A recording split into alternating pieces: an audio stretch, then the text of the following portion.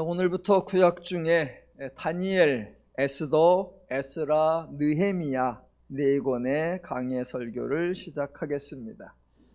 한 권이 아니라 네 권을 하는데 네 권이 장수가 많지 않아서 아마도 한 해에 끝낼 수 있을 것 같습니다. 다니엘, 에스더, 에스라, 느헤미야, 아마도 이 이름이 익숙하실 겁니다. 우리나라 성도님들이나 또는 해외 성도님들 중에서도 이 이름을 가진 분들이 많아서 혹시 어떤 분들은 직접 이분들을 만나보시기도 하셨을 겁니다. 혹시 아직 이분들을 못 만나보셨다 보면 신학교에 가보시면 금방 만나실 수 있습니다. 신학교에 가면 온갖 성경의 인물들이 다 거기에 살아서 움직이고 계십니다. 또 이런 타이틀을 가진 기관이나 단체도 있고 행사도 있고 프로그램도 있습니다. 우리나라에서 매년 가을에 많은 교회가 온라인을 통해 서울에서 큰 교회에서 주최하는 기도회를 동시다발적으로 하는데 그 기도회 이름이 다니엘 기도회입니다. 또 금식 기도로 유명한 여자 원장님이 계신 기도원이 있는데 그 기도원 이름이 에스더 기도원입니다. 또 신학교 중에 말씀을 사모하고 말씀을 잘 가르친다고 자부하는 유명한 신학교 이름이 에스라 성경대학원 대학교라고 있습니다. 또 교회들 중에서 일반적인 교단 말고 바른 교회, 제대로 된 교회를 한번 해보자라고 해서 소규모 단체 하나가 만들어졌는데 그 교회들 연합 단체 이름이 느헤미야 교회 연합회라고도 합니다. 다니엘, 에스더, 에스라, 느헤미야, 이 이름을 사용하시는 분들은 아마도 이 사람들이 훌륭한 사람이라고 생각하시는 것 같습니다. 믿음이 있는 사람, 신실한 사람, 시대를 분별한 사람, 영적인 사람, 리더십이 있는 사람, 지도자다운 모습이 있는 사람, 시험이나 역경을 잘 극복한 사람, 범사에 모범적인 사람이라고 여기시는 것 같습니다. 제가 그분들의 생각에 시비를 걸 의도는 전혀 없습니다. 다만 혹시 여러분이 자녀가 결혼하고 그 자녀가 또 출산을 해서 아이가 생겼을 때 저에게 우리의 손주, 우리 손녀 이름 좀 지어주세요 라고 하면 조금 아까 언급한 그 4명의 이름은 절대로 추천하지 않을 것입니다. 오늘은 서론적인 측면에서 몇 가지 배경 설명을 좀 하겠습니다. 성경책이 구약이 39권이고 신약이 27권 총 66권인데 각 권에는 명칭이 있습니다. 제목이 있지요. 그 명칭, 그 제목들은 하나님이 정해주신 게 아니고요, 나중에 사람들이 정했습니다. 왜 그 제목으로 정했는지, 어떤 기준으로 그 제목을 정했는지 아무도 모릅니다. 그래서 그 명칭들, 그 책 제목들에 일정한 틀이 없습니다. 좀 심하게 말하면 중구난방입니다. 우리말 성경만 그런 것이 아니라 유대교의 히브리 성경도 그렇고 영어 성경도 마찬가지이고 성경책의 제목들이 일관성이 없습니다. 그러니까 혹시 성경 각 권의 제목이나 명칭을 보고 내용을 추정하신다면 내용 파악에 왜곡이 발생할 수도 있습니다. 성경책 제목에 어떤 장소가 등장한다고 해서 이 장소는 매우 중요하고 의미 있는 곳이겠구나 라고 생각하면 오해가 발생할 수도 있습니다. 특별히 성경책 제목에 사람의 이름이 소개되었다고 해서 이 사람은 대단한 사람일 거야 라고 여기신다면 사람 잘못 보실 가능성이 훨씬 높습니다. 제가 신학을 전공했는데 신학책들을 그래도 꽤 읽는다고 읽었는데 성경의 책 제목을 이렇게 정한 이유, 성경의 책 제목을 이렇게 정한 기준, 이런 주제로 쓴 책은 한 권도 못 봤습니다. 사람들이 궁금해했을 것 같은데 대답이 없어요. 그래서 제가 오늘 혼자 그냥 구분을 좀 해보았습니다. 세 가지 부류로 좀 나눌 수 있는 것 같아요. 우선 그 책의 내용, 즉 본문의 내용과 연관된 제목을 가진 것들. 예를 들면 창세기죠. 세상을 창조한 이야기 창세기, 애굽에서 나오는 이야기 출애굽기, 사사들이 활동한 이야기 사사기, 여러 왕들이 등장하는 이야기 열왕기, 시를 쓴 책 시편, 교훈적 격언을 쓴 것 잠언, 노래를 적은 거 아가 또는 애가, 사도들이 돌아다니며 행한 일을 적은 거 사도행전. 그 내용에 근거하여 책 제목이 정해진 것 같습니다. 또 하나는 장소와 연관된 제목을 가진 것, 이것도 많습니다. 주로 신약이죠. 로마서, 로마, 고린도전서, 고린도후서, 갈라디아서, 에베소서, 빌립보서, 골로새서, 데살로니가서, 전부 다 특정 지역이나 특정 장소가 등장합니다. 그리고 성경책 중에 가장 많은 것, 바로 사람의 이름이 제목으로 등장하는 겁니다. 여호수아, 룻기, 사무엘상, 사무엘하, 에스라, 느헤미야, 에스도, 욥기, 이사야, 예레미야, 에스겔, 다니엘, 호세아, 요엘, 아모스, 오바댜, 요나, 미가, 나움, 하박국, 스바냐, 학개, 스가랴, 마태, 마가, 누가, 요한, 디모데, 디도, 빌레몬, 야고보, 베드로, 요한, 1, 2, 3, 유다, 요한계시록. 책 제목에 사람의 이름이 등장하는 경우가 많은데요. 여러분, 우리가 알고 있는 아주 유명한 사람, 신앙의 대명사 같은 사람, 그 사람의 이름은 전혀 등장하지 않기도 하고요. 반대로 우리가 거의 아는 것이 없는 그런 사람이 성경책의 제목으로 등장하기도 합니다. 예를 들면 이런 거죠. 믿음의 아버지, 믿음의 조상 아브라함, 출애굽의 지도자 모세, 이스라엘의 성군 다윗, 복음 전도의 대명사 바울, 이 사람들 이름으로 지어진 성경책 제목은 없습니다. 저는 천만다행이라고 생각해요.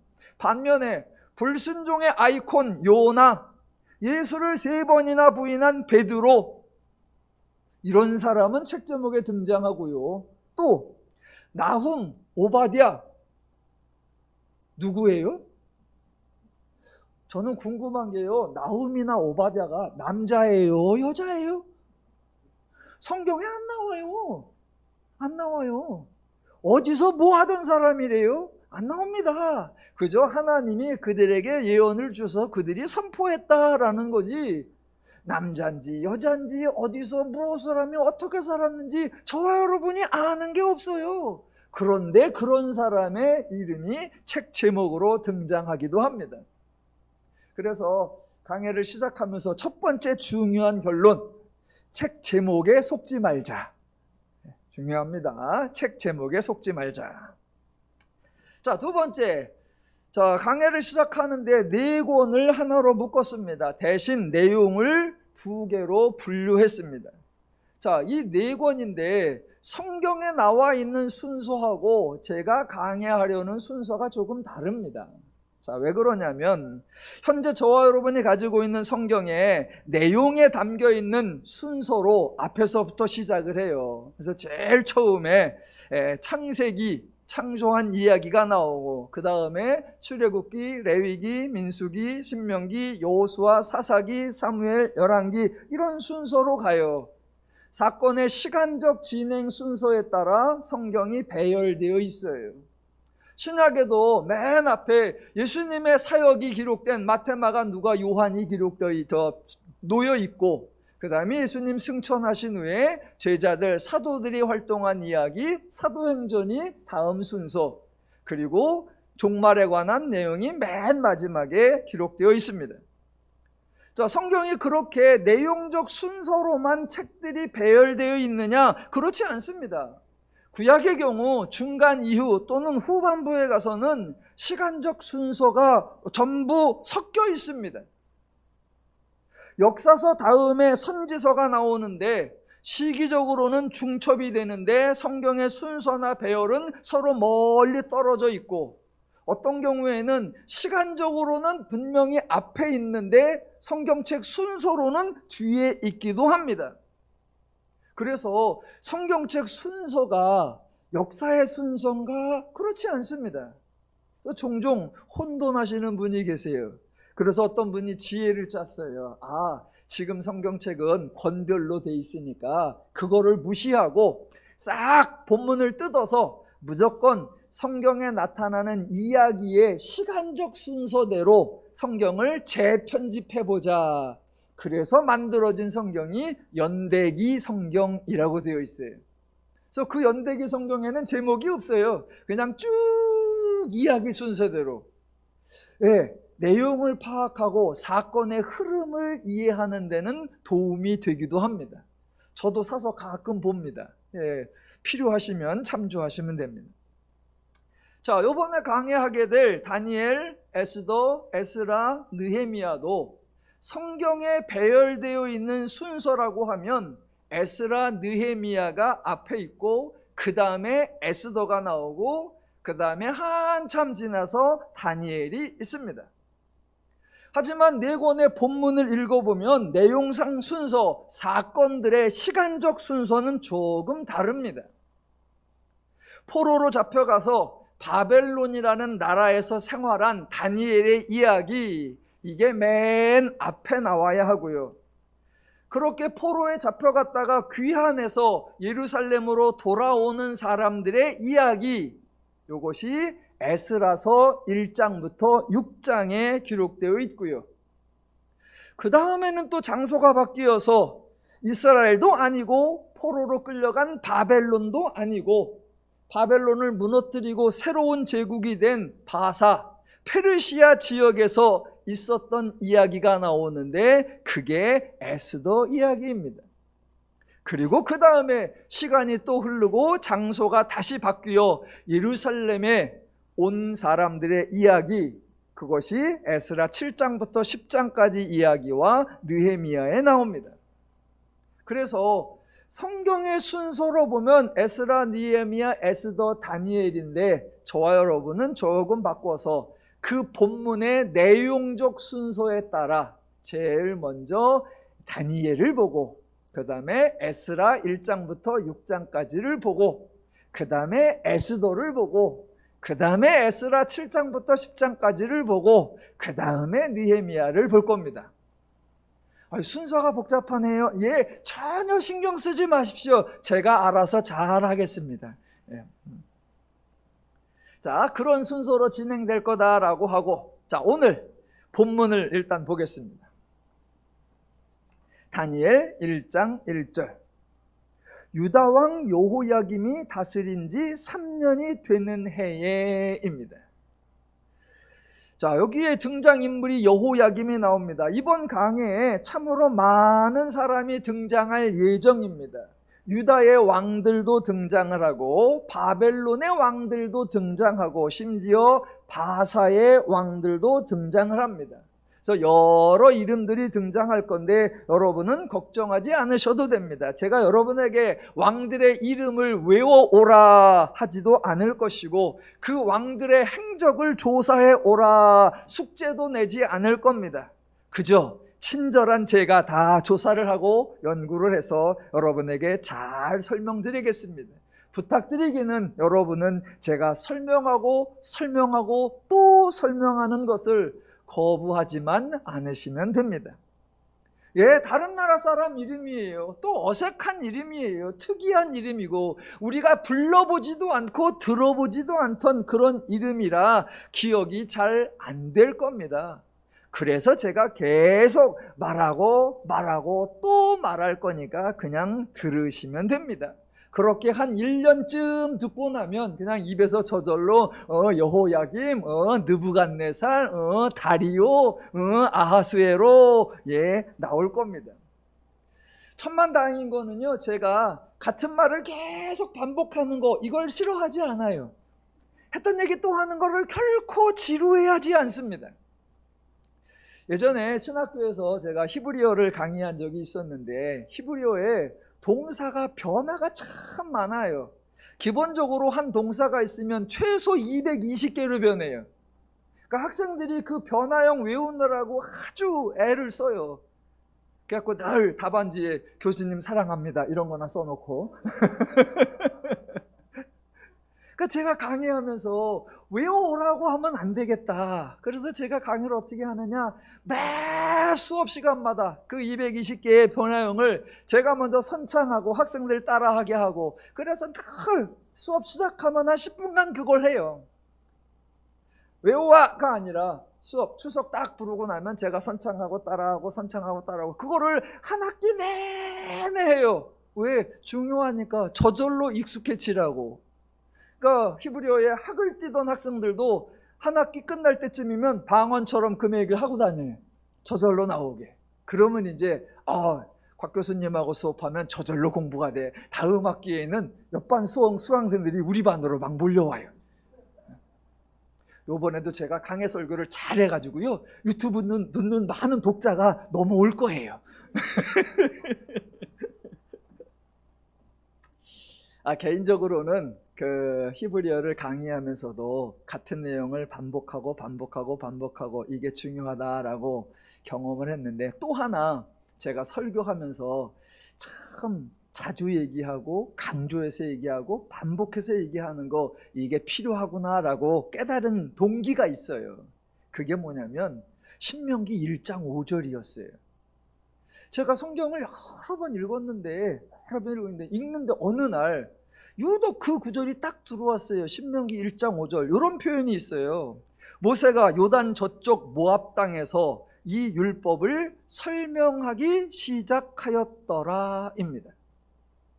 율법을 설명하기 시작하였더라. 여러분, 율법을 설명하였다, 이거 어떻게 하는 거예요? 제가 궁금했어요. 모세가 율법을 설명했다? 어떻게 했다는 거지? 그래서 제가 이제 히브리 원문을 찾아봤죠. 그랬더니 설명하다라고 번역된 단어가 동사 바르이고요, 그거의 PL 강조형 베에르입니다. 그 뜻이 뭐냐? 기본적 뜻이 파다, 우물이나 동굴을 파다, 또는 새기다, 돌에 글자를 새기다 였습니다. 그 의미가 확장되어서 설명하다, 선언하다, 가르치다, 알리다가 된 거예요. 결국 모세가 율법을 설명했다는 것은 마치 돌에 글자를 새기듯 말하고 또 말하고 알려주고 또 알려주고 들려주고 또 들려주었다라는 겁니다. 그 뜻을 알고 나서부터 저는 설교하는 게 결코 지루하지 않습니다. 반복하는 거 결코 지루하지 않습니다. 성경의 초점 20번을 해도 20년째 해도 결코 지겹지 않습니다. 이번에 다니엘, 에스더, 에스라, 느헤미야를 강해해도 여러분 마음에 정확하게 새겨질 수 있도록 설명하고 또 설명하고 또 설명해 보겠습니다. 여러분은 저절로 알게 되실 겁니다. 이 네 권의 책, 거기에는 백성들보다는 왕의 이름도 자주 등장합니다. 그 왕의 이름이 등장하기 때문에 다행스럽게도 시대 또는 연대를 측정할 수 있는 자료가 됩니다. 다니엘서 1장 1절에 유다 왕 여호야김, 이 사람이 등장하는데, 이 사람이 유다의 18번째 왕입니다. 자, 배경 설명 다시 한번 하겠습니다. 그냥 들으시면 됩니다. 저 여러분이 아시는 대로 이스라엘의 첫 번째 왕은 사울입니다. 사울이 왕으로 재위하고 있을 때 다윗이 기름 부음을 받지만 사울은 즉시 왕위에서 물러나는 것이 아니고 그렇다고 쫓겨나지도 않습니다. 사울은 죽을 때까지 왕이었습니다. 도리어 왕으로 기름 부음 받았던 다윗이 쫓겨나서 도망을 다니고 심지어 블레셋이라는 이방 나라에 피난을 가기까지 하였습니다. 사울왕이 죽으니까 온 이스라엘이 이미 기름 부음 받은 다윗을 왕으로 세웠느냐? 아니요. 이스라엘은 다윗이 아니라 사울의 아들 이스보셋을 왕으로 삼았습니다. 그래서 이스보셋이 온 이스라엘의 왕으로 등극하여 3년을 통치하였고, 다윗은 진즉에 기름 부음을 받았어 놓고도 도망 다니다가 사울 왕이 죽었어도 왕이 되지 못하고 결국 자기 지파, 즉 유다 족속만의 왕으로 헤브론에서 겨우 등극하여 7년 동안의 세월을 보냅니다. 다행히 전세가 역전되어서 이스보셋은 살해를 당하고 다윗이 그제사 온 이스라엘의 왕이 되었고, 다윗을 이어서 다윗의 아들 솔로몬이 왕을 이어받습니다. 하지만 솔로몬이 죽고 난 이후에 나라가 분열되어서 북쪽은 10개 지파가 연합하여 솔로몬의 신하였던 여로보암을 왕으로 세웠고, 남쪽은 또다시 다윗의 지파, 즉 유다 족속만 남아서 솔로몬의 아들 르호보암을 왕으로 세웠습니다. 당연히 북쪽이 지파도 많았고 사람도 많았고 모든 것이 많아서 남쪽보다 훨씬 더 큰 강대국이 되었습니다. 하지만 북쪽은 19명의 왕이 통치하고 불과 200여 년 만에 아수르에게 패망하여 사라지고 말았습니다. 남쪽은 한 지파만 가지고 겨우 나라를 유지했지만 20명의 왕이 통치하면서 꾸역꾸역 400년 정도를 이어오다가 바벨론에게 멸망을 합니다.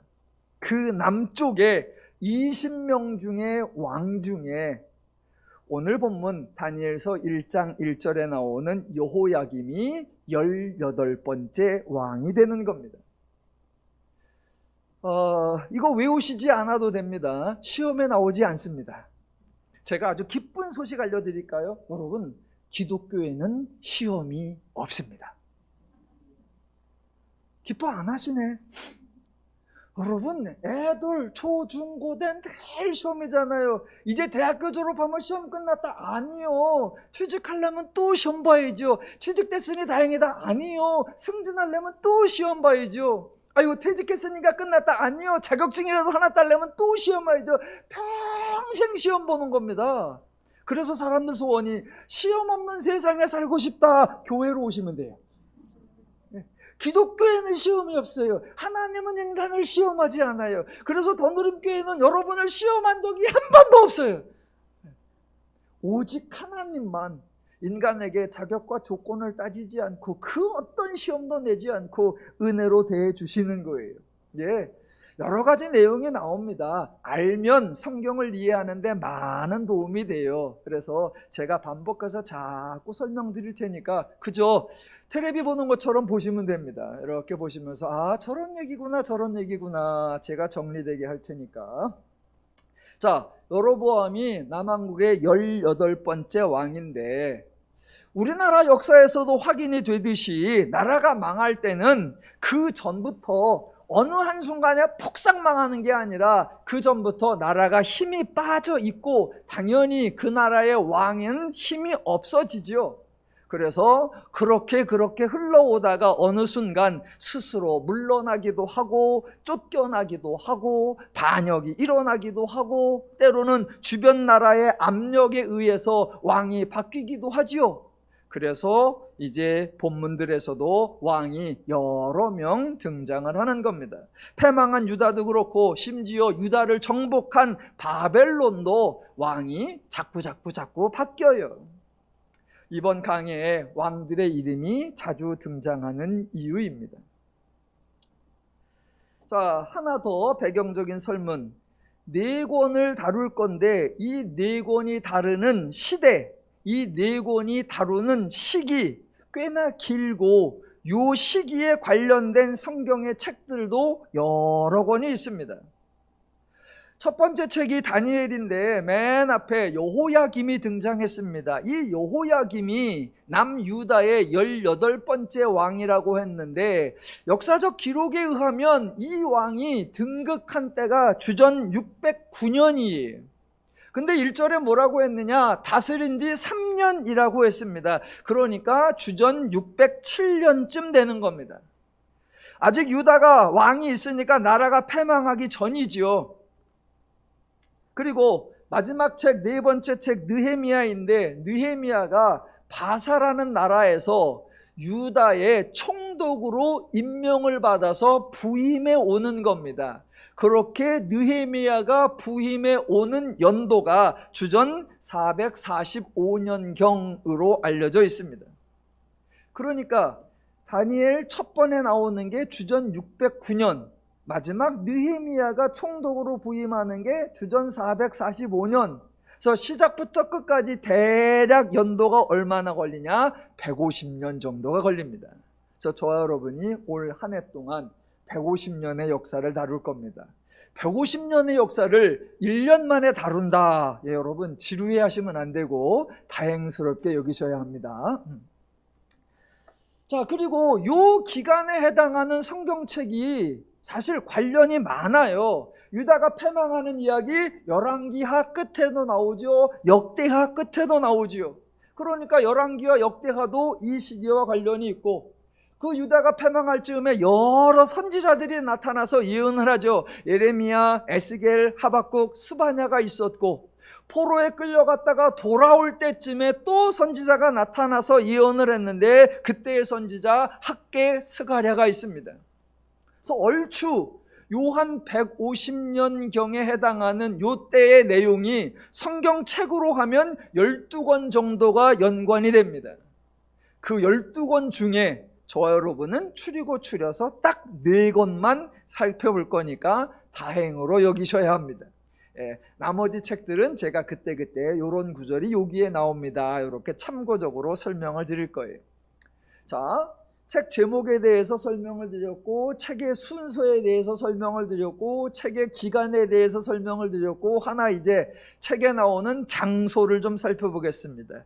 지리적으로 여러 군데가 등장해요. 크게 3군데. 이스라엘이 패망하여 바벨론으로 백성들이 포로로 잡혀갑니다. 그래서 바벨론에서 생활하던 이야기, 장소가 바벨론이에요. 그게 다니엘서예요. 다니엘과 세 친구의 이야기는 전부 바벨론이라는 지역에서 있었던 이야기입니다. 두 번째 장소가 페르시아입니다. 에스더는 페르시아에서 생활했습니다. 저 여러분이 에스더에 대해서도 아는 게 별로 없어요. 에스더가 언제 태어났죠? 어디서 태어났죠? 어떻게 자랐죠? 하나도 모릅니다.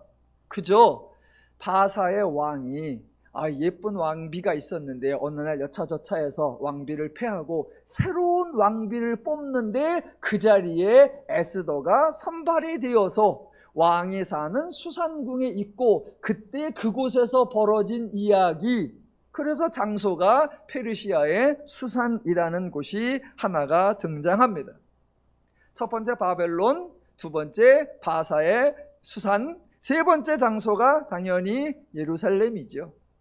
포로로 잡혀갔다가 돌아오는 사람들의 이야기, 이제 돌아오는 이야기도 앞으로 설명드리겠습니다. 3번에 걸쳐서 포로로 끌려가고 3번에 걸쳐서 돌아와요. 그래서 첫 번째 돌아오는 스룹바벨의 귀한 이야기, 두 번째 에스라의 귀한 이야기, 세 번째 예레미야의 귀한 이야기, 느헤미야의 귀한 이야기. 그래서 귀한한 사람들이 예루살렘에서 겪었던 일들. 그래서 장소는 바벨론, 바사의 수산, 그 다음에 예루살렘, 이렇게 3군데가 나오는데요, 저는 크게 2개로 나눴어요. 예루살렘이냐, 예루살렘 바깥이냐, 2개로. 그래서 이번에 강해 다니엘, 에스더, 에스라, 느헤미야, 요 강해인데 부제목을 제가 만들었습니다. 부제목 멋있게 줬어요. 끌려간 바벨론에서 돌아온 예루살렘에서. 잘 진다.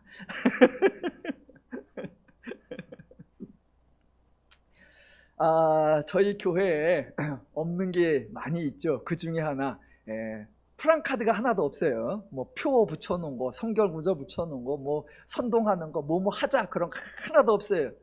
대신 저희 교회 저쪽 벽에 몇 년째 붙어 있던 표가 하나 있어요. 저거 왜 몇 년째 바꾸지도 않고 저러고 있나, 이번에 쓰려고 달아놓은 거예요. 이번에 쓰려고. 저기에 지금 올 한 해 다루어야 할 배경적 내용이 다 들어가 있어요. 성경적 순서도 있고요, 유다의 왕도 있고요, 바벨론의 왕들도 나오고요, 바사의 왕들도 나오고요, 다 정리되어 있습니다. 그러니까 하루에 한 번씩 보시면 돼요. 그러니까 들어오실 때는 얼른 들어오셔서 예배자리에 앉으십니까? 그냥 앉으시면 되고, 나가실 때는 그냥 가지 말고 뒤로 한 바퀴 도르세요. 그래서 저표를 다 보고 이거구나 이거구나. 1년 내 그러시면 여러분은 박사가 될 겁니다. 박사가 될 거예요. 자, 저와 여러분이 이스라엘 역사 공부할 거 아닙니다. 예루살렘이냐 바벨론이냐 바사냐 지리 공부할 거 아닙니다. 다니엘이냐 에스더냐 에스라냐 느헤미야냐 인물 공부할 것도 아닙니다. 그런 것들은 그저 인간의 행복을 위해 일하시는 하나님을 소개하는 배경일 뿐입니다. 저와 여러분은 올 한 해 강해를 통해서 딱 두 가지를 계속해서 살펴볼 거예요. 그 중에 하나, 바로 하나님의 사역. 하나님은 무엇을 행하시는가? 하나님은 왜 그렇게 행하시는가? 하나님은 어떻게 행하시는가? 하나님은 그래서 어쩌자는 것인가? 그 사역에 담긴 하나님의 의도, 하나님의 뜻, 하나님의 성품, 하나님의 기대, 하나님의 방식, 하나님의 목적, 하나님의 원리, 하나님의 사역에 대해서 계속 살펴볼 거예요. 또 하나는 바로 인간의 삶입니다. 그런 하나님의 사역이 인간에게 어떤 영향을 주는가? 과연 인간은 하나님으로 인해 어떻게 살아갈 수 있는가? 그 이야기가 오늘 나의 삶에 어떤 유익을 끼치는가? 그 이야기로 말미암아 오늘 내가 어떤 은혜를 누리며 살 수 있는가? 우리는 과거 이야기 배우는 거 아니죠. 과거에 나타났던 사건을 통해 오늘 성도로서, 오늘 신앙인으로서, 오늘 은혜와 복을 받은 자로서 무엇을 얼마나 어떻게 누릴 수 있는가? 그것을 살펴볼 겁니다. 기대하시면 아멘 하셔도 됩니다. 감사합니다. 자, 서론은 요 정도 하고요. 이제 오늘 본문을 좀 살펴보겠습니다. 다니엘서 1장 1절과 2절 다시 한번 볼게요. 같이 한번 읽을까요? 1장 1절과 2절 시작. 유다 왕 여호야김이 다스린 지 3년이 되는 해에 바벨론 왕 느부갓네살이 예루살렘에 이르러 성을 에워쌌더니 주께서 유다 왕 여호야김과 하나님의 전 그릇 얼마를 그의 손에 넘기심에 그가 그것을 가지고 신할 땅 자기 신들의 신전에 가져다가 그 신들의 보물 창고에 두었더라 입니다. 유다 왕 여호야김에 대해서는 앞에서 잠깐 설명을 드렸고요. 이번에는 바벨론 왕 느부갓네살에 대해서 설명을 해야 되는데 역사 얘기만 계속하면 지루하니까 그거는 다음에 하겠습니다. 자, 유다가 하루아침에 망한 것이 아니고 한참 전부터 세력이 약해지고 주변 나라들과 외교와 동맹 또는 배신을 반복하고 여러 번 전쟁이 있어서 어떻게든 버텨보려고 애를 쓰다가 더 이상 어찌할 수 없어 패망을 합니다. 여호야김이 왕으로 등극한 게 609년이고 다스린 지 3년이니까 607년경이라고 했습니다.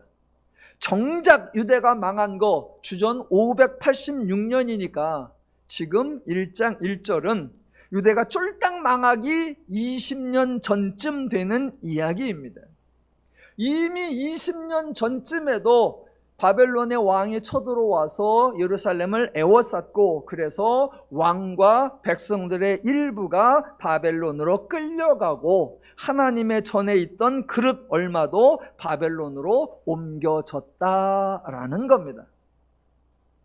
자, 이방의 왕이 쳐들어와서 유다 예루살렘을 포위하고 그래서 왕과 하나님의 전 기물들을 가지고 가 자기네 신들의 신전에 가서 그 보물 창고에 두었다라는 얘기입니다. 이게 그들의 방식입니다. 그런데 저와 여러분이 섬기는 하나님은 이방과 완전히 다르다. 저는 우리 하나님이 너무 좋아요. 저는 기독교도 너무 좋고 저는 복음도 너무 좋고 우리 하나님이 정말 멋지세요. 왜 멋지고 왜 좋으냐면 우리 하나님은 인간을 괴롭히지 않기 때문입니다. 인간을 불편하게 하지도 않고 인간에게 굴욕이나 모욕을 주지도 않습니다. 인간을 힘들게 하지도 않습니다. 그러니까 제가 늘 강조하는 게 세상의 어떤 종교나 세상의 어떤 신이나 세상의 어떤 방식과 우리 하나님은 존재 양식부터 사용하는 원리와 방식, 기준같이 모든 게 완벽히 다르다. 이 다르다를 신학적 용어로 뭐라고 한다? 거룩이라고 했습니다. 그러니까 우리 하나님에 대한 소개는 세상의 어떤 책이나 세상의 어떤 기록이나 세상의 어떤 내용에도 존재할 수가 없습니다. 왜? 아는 자가 없어.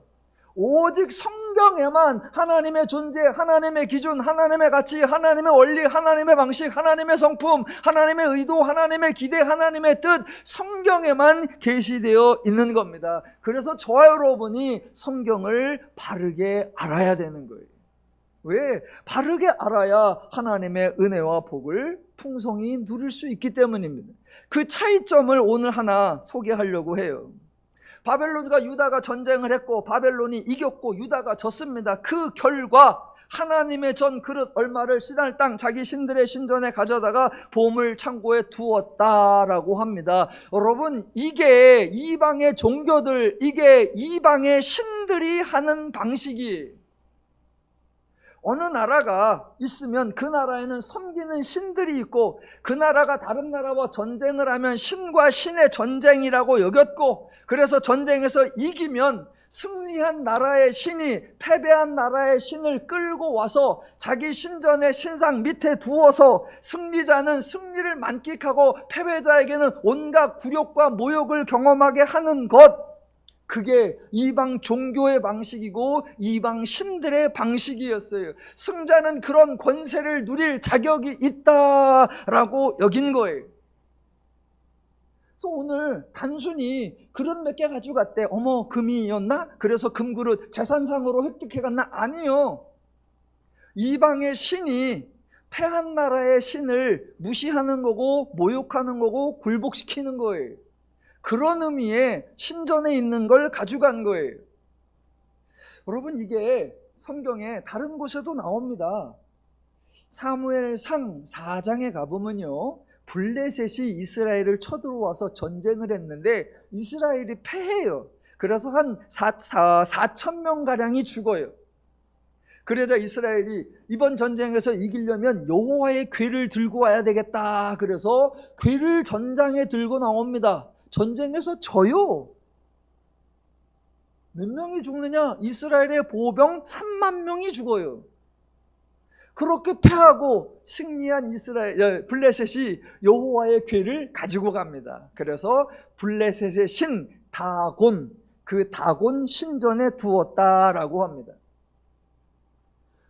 아니, 그게 사무엘상 5장에 나오는데 그 시대의 블레셋은요, 제국이 아니에요. 동네에 그래도 조금 큰 해양 부족 국가 정도예요. 그런 나라도 이겼다고 패한 나라의 신을 자기 신의 신상 옆에 밑에다 두는 겁니다. 그런데 오늘 본문에 등장하는 바벨론은요, 말 그대로 제국이에요. 어마어마한 제국. 그러니까 패한 나라의 신상들, 그 신전에 있는 기물들 갖다가 자기 신들의 신전에 보물창고에 두는 거, 당연하게 여겼습니다. 주변의 모든 신들은, 주변의 모든 이방 종교들은 그렇게 행동했어요. 그런데 우리 하나님은 다르셨다라는 겁니다. 그래서 하나님의 특징, 하나님의 거룩성을 확인해 봐야 돼요. 이스라엘이 전쟁에서 패하여 법궤가 끌려가기도 하고 여호와의 전의 기물들이 좀 끌려가기도 했습니다. 그런데 여러분, 하나님은 전쟁에서 늘 패하기만 하신 게 아니에요. 하나님은 전쟁에서 승리한 적이 훨씬 더 많습니다. 동네의 골목 싸움이 아니라 대제국과의 전쟁에서도 너무나 장대한 승리를 하셨습니다. 가장 대표적인 거 애굽이죠. 애굽과의 전쟁, 또는 애굽의 신들과의 전쟁, 중간 다 생략하고 나중에는 바로가 항복을 하기도 했습니다. 성경에는 애굽의 신들을 심판하였다라고 기록하기도 했습니다. 하나님이 승리했어요. 하나님이 이겼어요. 그 다음에 어떻게 했죠? 하나님도 세상의 모든 신들이 하는 것처럼, 세상의 모든 종교들이 하는 것처럼 행동하셨나요? 아니더라는 거죠. 아니더라는 거죠. 자, 하나님이 이방 신들을 어떻게 다루었는가, 그거를 살펴보기 전에 우리 하나님의 존재 양식이 근본적으로 달랐구나라는 것부터 출발을 해봅시다. 자, 다른 종교는 모두 신들의 신상이 있습니다. 신의 형상이 있죠. 만들어 놓았으니까 두어야죠. 그래서 신전도 있는 거예요. 신상이 있고 신전이 있고. 그런데 우리 하나님은 신상이 없습니다. 이스라엘이 나태하고 게을러서 신상을 안 만든 게 아니라 하나님이 만들지 못하게 하셔서 만들 수가 없었습니다. 하나님은 신상이 없어요. 신상이 없으니 신상을 둘 신전도 필요가 없습니다. 그래서 없어요. 또 신상이 없으니까 백성들이 하나님을 향해 절을 할 곳이 없어요. 제가 누누이 설명드렸죠. 절하려면 제일 먼저 뭐 하는 거다? 방향을 잡아야죠. 방향을 잡아야죠. 어디 계신가 보고 절을 해야 되잖아. 근데 하나님은 신상이 없어. 어디 계시게요? 어디 계시게요? 네. 절이 불가능해요. 절이 불가능. 절이 불가능. 예전에 군에 입대했더니 그 다음날 아침에 점호를 해요. 점호를 하는데 이제 막 얼차례하고 막 군기를 잡고 나서 이제 자, 각자 자기 고향 방문으로 서! 근데 산속에 들어와 있으니 어디가 어딘 줄 몰라. 고향 방향으로 서라는데 어디가 어딘 줄 몰라. 그러니까 조교가 오다가 이쪽이 남쪽이요. 그러니까 얘는 이쪽으로 얘는 저쪽으로 이제 그제서 하는데 예, 요 앞에 절하자. 어디 쪽으로 할 건데요? 근데 그것도 하나님이 절하지 말라라고 금지하셨어요. 자, 보세요. 종종 사람들은 여호와는 신상이 없으시다. 여호와는 절을 하지 말라고 하셨다. 이렇게만 생각합니다. 아니요. 그 말씀 속에 담겨있는 하나님의 깊은 의도를 깨달으시면 은혜가 됩니다. 아, 하나님과 인간의 교류 방식, 하나님과 인간이 사귀는 방식, 즉 하나님은 신상을 만들지 말게 하시고 그에게 절하지 말게 하시는 거예요. 하나님은 인간에게 군림하지 않으시겠다는 것이며 인간은 하나님 앞에 굴복하지 말라는 거예요. 하나님은 인간을 하나님의 형상으로 만드시고 하나님과 인간이 서로 사랑하며 서로 교제하며 서로 인격적 관계를 누리시기를 원하셨다라는 겁니다. 단순히 신상이 있냐 없냐, 절을 했냐 안 했냐가 아니라 근본적으로 우리 하나님은 인간을 존귀하게 여겨주시고 근본적으로 우리 하나님은 인간을 참으로 인격적으로 대해주시는구나, 감동하셔야 됩니다. 예, 우리 하나님 정말 멋있어요. 그런데 거기서 한 발 더 나가 볼까요? 여러분, 우상의 신들도 관대한 경우가 있어요. 우상의 신들도 인간을 존중해 주는 경우가 있어요. 언제? 누구에게? 자기를 믿는 백성에게. 자기를 믿는 백성에게요. 전쟁에서 승리하고 나면 그 승리한 나라의 백성, 승리한 신을 섬기는 그 백성들 한껏 승전가를 울리고 마음껏 전리품을 소유하는 겁니다. 왜? 그 신을 섬긴 거에 대한 보상을 받는 거예요. 대신 패한 나라의 백성들은 온갖 핍박을 받고 인격적으로 멸시를 당하고 경제적으로 약탈을 당하고 종교적으로 굴욕을 당하는 겁니다. 그러니까 이방 종교, 이방의 신들은 자신을 섬기는 자에게만 관대할 수 있을 뿐 섬기지 않는 자에게는 잔혹한 자일 뿐입니다. 인류 역사에서 신의 이름으로 종교의 명분으로 행해진 악이 인간에게 가장 잔혹했다는 사실 수차례 확인할 수 있습니다. 그런데 우리 하나님은 달랐다라는 겁니다. 애굽과의 전쟁에서 이겼습니다. 애굽의 신들과의 전쟁에서 승리하셨습니다. 그 후에 하나님은 애굽의 신상들을 하나하나씩 끌어내어서 하나님 앞에 무릎 꿇게 하고 하나하나씩 박살내지 않았습니다. 애굽의 신들을 하나하나 질질 끌고 나와서 여호와의 신전, 여호와의 법궤 아래 널쳐놓지도 않았습니다.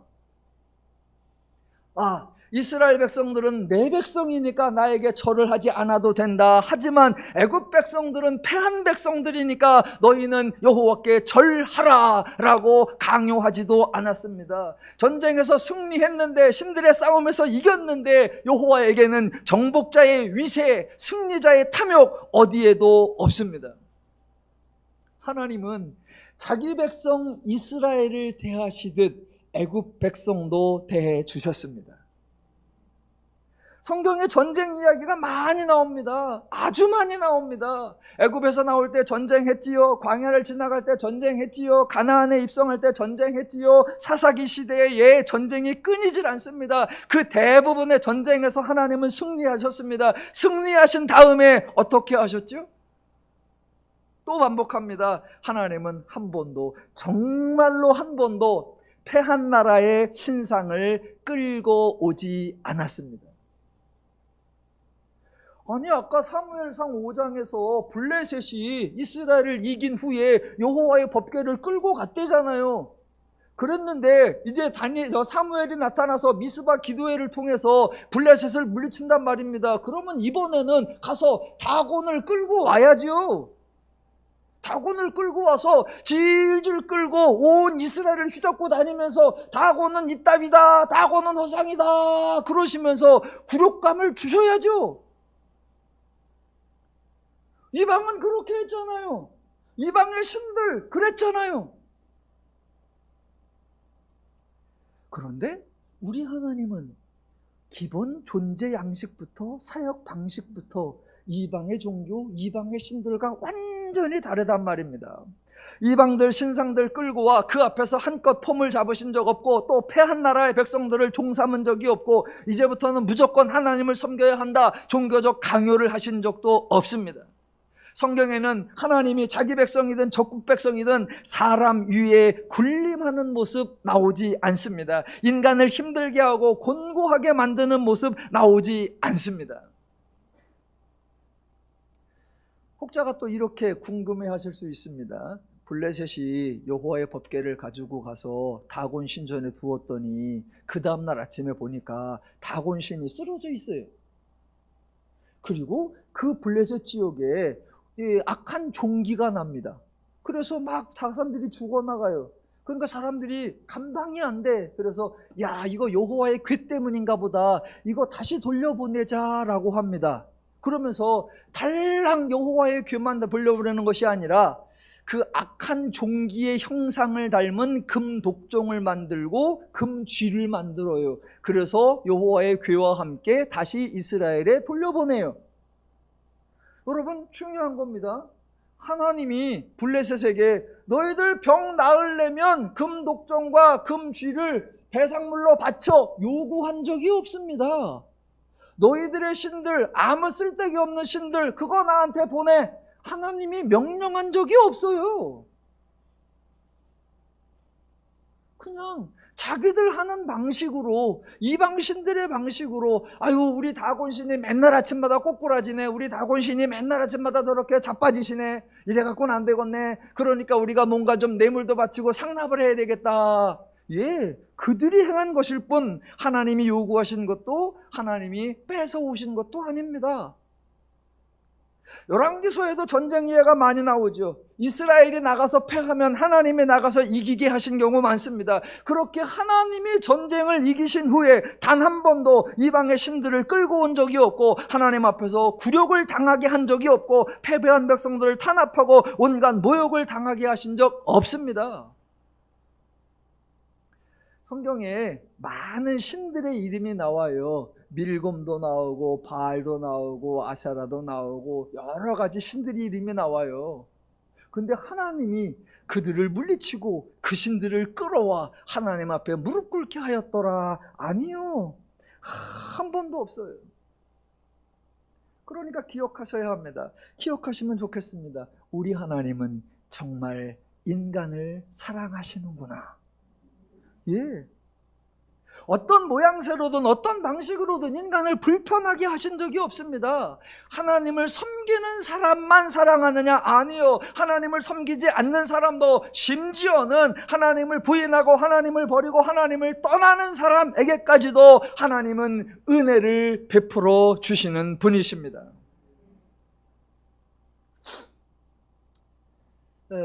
설교를 들으시면서 혹시 에휴, 성경에 하나님이 얼마나 잔인한 게 많이 나오는데요, 가나안 싹 쓸어버리라고 했잖아요, 그런 거 떠올리시는 분들 계실 겁니다.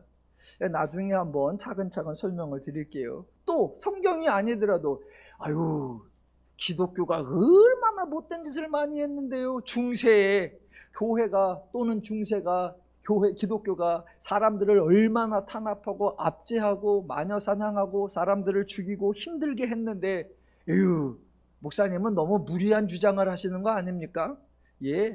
또 근대에 열강들이 주변 나라들을 침략하면서 식민지를 만들어 갈 때 그 제국의 힘 옆에서 선교사들이 함께 정복하고 함께 압제하고 함께 기독교를 강요했던 그 선교의 흑역사를 떠올리시기도 합니다.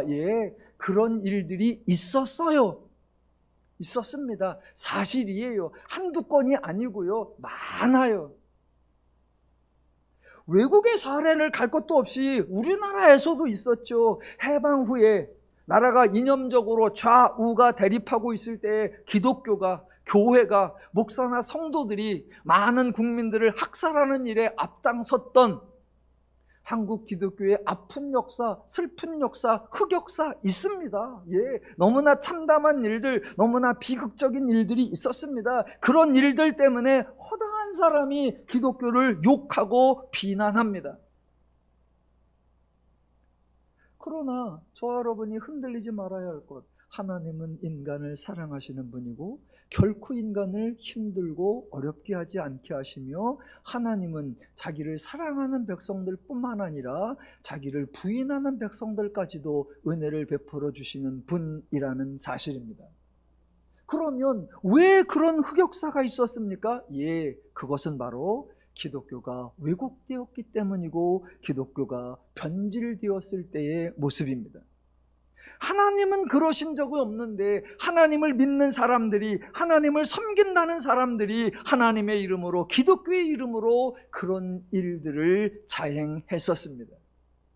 저 여러분이 성경을 바르게 알아야 하는 이유이고, 저 여러분이 신앙을 바르게 정립해야 하는 이유입니다.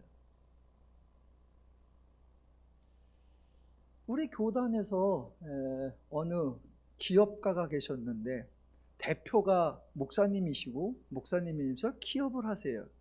그런 기업가가 우리 교단에 통 큰 기부를 하시기로 하셨어요.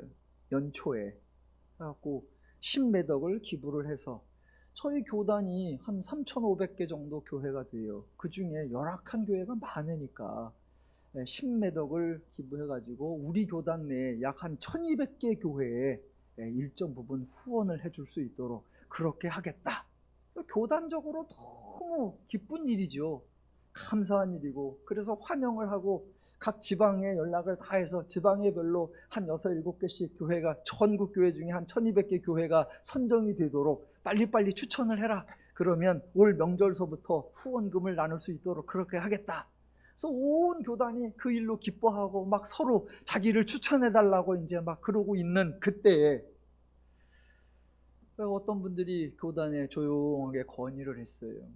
그 기업이 사실은 좀 다단계 같은 그런 기업이라 지금 한쪽에서 허다한 사람들이 투자금 넣고 일정 기금 주겠다, 이자를 주겠다 그래 놓고 한두 달 주다가 그때부터 안 주고, 이제 그래서 목사님들 중에 연금 넣었다 날린 사람, 성도들 중에 조금 넣었다가 날린 사람, 이쪽에 피해자가 속출하고 있다.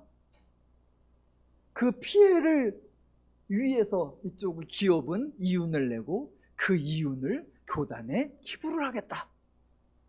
왜? 이 기업이 그만큼 건강하다는 이미지를 만들기 위해서 이런 프로젝트를 하는 거 아니냐. 그런 조심스러운 좀 제보 겸 좀 자제해야 하지 않은가, 그런 걸 했어요. 교단의 대표들이 이렇게 좀 고민을 하면서 이게 과연 옳은가, 이게 과연 유익이 되는가, 그러다가 참 건전한 결론을 냈어요. 좀 바람직하지 않다. 그래서 기부를 거부하고 이 모든 걸 없었던 걸로 하고, 대신 기부하려고 하지 말고 기부하려고 했던 금액을 지금 손해본 사람들의 보상을 해주는 쪽에 기업 운영을 했으면 좋겠다라고 했어요. 제가 이 교단에 속해놓고 오래간만에 다행스러운 소식을 들었던 것 같아요. 기쁜 소식을 들은 것 같아요. 수십억 날려서 슬픈 게 아니라 하나님의 기업을 하는 사람들, 하나님의 목회자라고 하는 사람들이 하는 그런 일들인데 좀 옳지 못하면 바로잡고 좋은 방향으로 계도하는 그런 일을 한 것 같아서 천만다행이다 싶어요. 예, 기독교 역사에 흑역사 많습니다. 교회의 이름으로, 기독교의 이름으로, 선교의 이름으로 하나님의 성품과 맞지 않고 하나님의 원리와 맞지 않고 성경에 나타난 하나님의 방식과 맞지 않은 일 많이 했어요. 아마 그런 잘못들 대부분 성도들이 잘못하기보다는 목회자들의 잘못이 많았을 겁니다. 제가 모든 목사를 대표하진 않지만 제가 대신 사과를 드립니다. 예, 죄송합니다. 예, 잘못했습니다. 그런데 하나님은 잘못한 사람에게도 은혜를 주시지요? 예, 저 여러분이 성경을 바르게 알아야 하는 이유예요. 매주 예배의 자리에 와주셔서 대단히 감사합니다. 매번 설교를 잘 들어주셔서 정말로 감사합니다.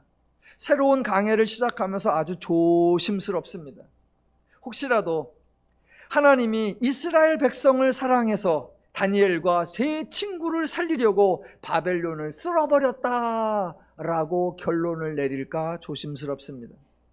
하나님이 에스더를 살리려고 하만과 그 일당 8만여 명을 멸절시켰다라고 왜곡할까 봐 조심스럽습니다. 우리가 하나님을 오해해서도 안 되고, 우리가 하나님을 왜곡해서도 안 되고, 우리가 복음을 변질시켜서도 안 됩니다. 기독교의 하나님은 모든 인간을 사랑하시는 분이요, 기독교의 하나님은 인간 행복을 위해 친히 수고하고 일하시는 분입니다. 그래서 기독교는 인간에게 복된 소식을 전하는 복음의 종교입니다. 부디 부탁드리기는 하나님을 두려워하지 마시고 하나님을 즐거워하시기 바랍니다. 올 한 해도 하나님을 풍성히 알아가면서 마음과 성품이 하나님을 닮아가시고 하나님의 은혜와 복락을 항상 범사에 누리며 사시기를 주님의 이름으로 축원합니다.